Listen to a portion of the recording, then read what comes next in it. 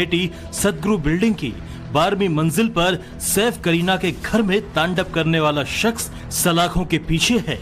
Blue shirt में ये जो शख्स है वही इस मामले का आरोपी है।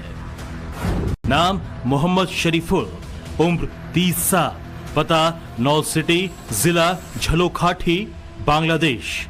एक अवैध बांग्लादेशी ने कैसे सैफ करीना के इस हाई सिक्योरिटी बिल्डिंग में एंट्री ली, ये बताएंगे आगे।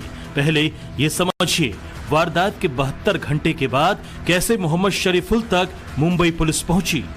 पुलिस को सबसे पहला सुराग इस सीसीटीवी से मिला। सदगुरु बिल्डिंग की सीढ़ियों पर लगे सीसीटीवी में रिकॉर्ड इस फुटेज के टाइम और तारीख पर गौर कीजिए।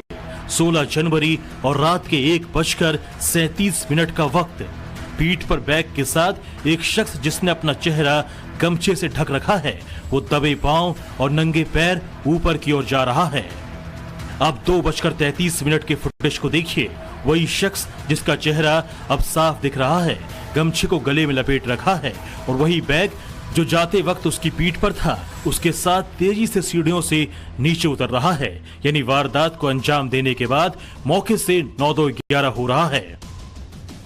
पुलिस को तीसरा सुराग बांद्रा रेलवे स्टेशन के पास एक मोबाइल दुकान में लगे सीसीटीवी में मिला। ये 16 जनवरी की सुबह 9:04 का है, यानी सैफ पर हमले के करीब 7 घंटे बाद का। नीली शर्ट में दिख रहे इस शख्स ने मोबाइल शॉप से हेडफोन खरीदा और फिर कहीं गुम हो गया। तीनों सीसीटीवी फुटेज में दिख रहे शख्स की तलाश में मुंबई पुलिस ने दिन रात एक कर दिया।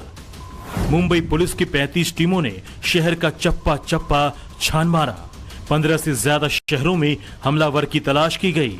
टीम में मुंबई पुलिस और क्राइम ब्रांच के 100 से ज्यादा अधिकारी शामिल थे।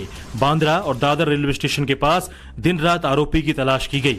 हमले के बाद आरोपी बांद्रा रेलवे स्टेशन और वहां से दादर भागा था। तलाश में पुलिस थाने के हीरानंदानी स्टेट के पास एक लेबर कैंप में पहुंची।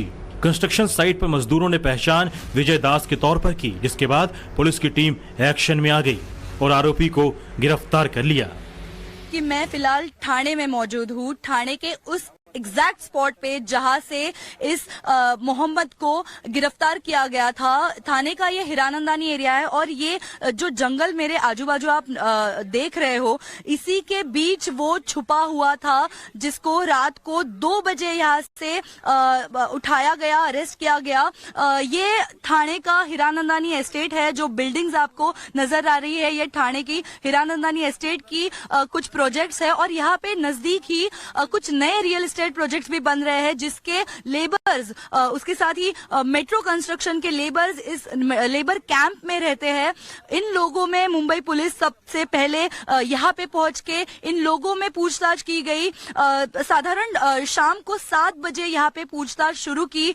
यहाँ पे रहने वाले सारे लोगों के मोबाइल जब्त कर लिए गए, उससे कॉल लॉग्स चेक किए गए। किसी ने इस नंबर पे इस इंसान के कांटेक्ट में आए थे, इस बारे में पूछताछ की गई। उसके बाद 7 बजे के बाद से चालू इस पूछताछ के बाद 2 बजे फाइनली इस स्पॉट पे आके उसका लोकेशन डिटेक्ट हुआ। सिर्फ और सिर्फ उसके मोबाइल ऑन होने के बाद यहाँ पे मुंबई पुलिस यहाँ पे पहुंच गई। उसके साथ ही थाने की कासार वडवली पुलिस, मुंबई पुलिस की यूनिट 6, यूनिट 9 यहाँ पे रात को 2 बजे यहाँ पे पहुंचने के बाद उसको यहाँ से गिरफ्तार किया गया।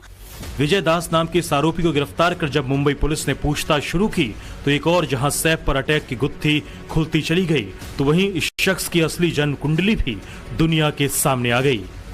सैफ पर अटैक करने वाला शख्स विजय दास नहीं बल्कि मोहम्मद शरीफुल इस्लाम निकला। बांग्लादेश के झलोकाठी का निवासी है। शरीफुल के पास कोई भारतीय दस्तावेज नहीं है।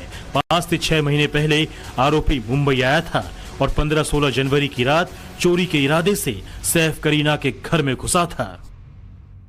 आरोपी का नाम मोहम्मद शरीफुल इस्लाम शहजाद है। मोहम्मद शरीफुल इस्लाम शहजाद, एज 30 इयर्स,